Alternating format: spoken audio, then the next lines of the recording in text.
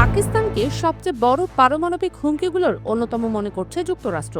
ইসলামাবাদ সরাসরি মার্কিন ভূমিতে আঘাত করতে সক্ষম আন্তর্দেশীয় ব্যালিস্টিক ক্ষেপণাস্ত্র বানাতে সক্ষম বলে দাবি করেছে আমেরিকান গোয়েন্দা সংস্থা। যুক্তরাষ্ট্রের শীর্ষ গোয়েন্দা কর্মকর্তা পাকিস্তানকে রাশিয়া, চীন, উত্তর কোরিয়া ও ইরানের সঙ্গে একই সারিতে রেখে বলেছেন, দেশটির দ্রুত অগ্রসরমান ক্ষেপণাস্ত্র সক্ষমতা ভবিষ্যতে যুক্তরাষ্ট্রের ভূখণ্ডকেও হামলার আওতায় আনতে পারে।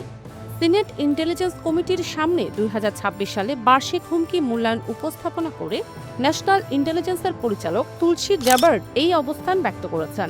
পাকিস্তান সম্পর্কে গ্যাবার্ড আইন প্রণেতাদের বলেন, পাকিস্তানের দূরপাল্লার ব্যালিস্টিক ক্ষেপণাস্ত্র উন্নয়ন কার্যক্রম এক পর্যায়ে আন্তর্দেশীয় ব্যালিস্টিক ক্ষেপণাস্ত্র আইসিবিএম অন্তর্ভুক্ত করতে পারে, যার পাল্লা যুক্তরাষ্ট্রের মূল ভূখণ্ডে আঘাত হানার সক্ষমতা রাখবে।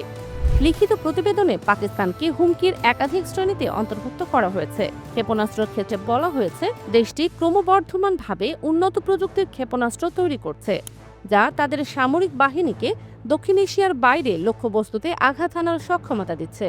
প্রতিবেদনটি দক্ষিণ এশিয়াকে দীর্ঘস্থায়ী নিরাপত্তা চ্যালেঞ্জের অঞ্চল হিসেবে উল্লেখ করে সতর্ক করেছে যে ভারত পাকিস্তান সম্পর্ক পারমাণবিক সংঘাতের ঝুঁকি বহন করে যাচ্ছে। এ প্রসঙ্গে পাকিস্তানের পররাষ্ট্র মন্ত্রণালয় এখনও আনুষ্ঠানিক প্রতিক্রিয়া জানায়নি।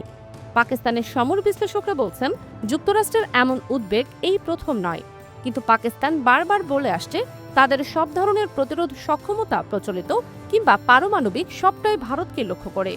পাকিস্তানের সবচেয়ে দীর্ঘপাল্লার কার্যকর ক্ষেপণাস্ত্র শাহিন-3 পাল্লা আনুমানিক 2750 কিলোমিটার, যা পুরো ভারতে আঘাত করার জন্য যথেষ্ট।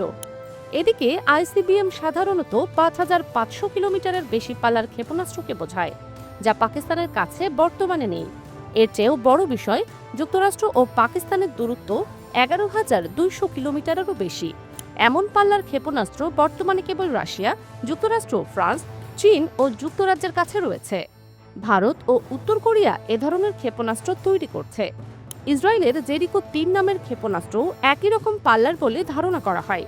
2025 সালের জানুয়ারিতে যুক্তরাষ্ট্রের কিছু জ্যেষ্ঠ কর্মকর্তা নাম প্রকাশ না করার শর্তে বলেন, পাকিস্তানের দূরপাল্লার ক্ষেপণাস্ত্র তৈরির সক্ষমতা অর্জনে কয়েক বছর থেকে 1 দশক সময় লাগতে পারে। তবুও ওয়াশিংটন পাকিস্তানের ক্ষেপণাস্ত্র কর্মসূচির ওপর নজর রাখছে। 2024 সালের ডিসেম্বরে যুক্তরাষ্ট্রের তৎকালীন প্রেসিডেন্ট জো বাইডেন প্রশাসন পাকিস্তানের ন্যাশনাল ডেভেলপমেন্ট কমপ্লেক্স এবং 3টি বেসরকারি প্রতিষ্ঠানের ওপর নিষেধাজ্ঞা দেয়। অভিযোগ ছিল, তারা দীর্ঘপাল্লার ক্ষেপণাস্ত্র তৈরির জন্য বিশেষ যানবাহনের চেসিস ও পরীক্ষার সরঞ্জাম সংগ্রহ করছে।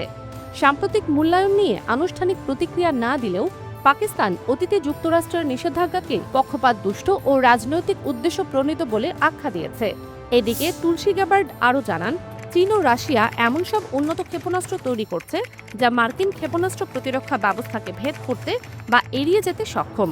তিনি আরও যোগ করেন, উত্তর কোরিয়ার আইসিবিএম ইতিমধ্যেই মার্কিন মাটিতে পৌঁছতে পারে এবং তারা তাদের পারমাণবিক ভান্ডার আরও বাড়াতে প্রতিশ্রুতিবদ্ধ।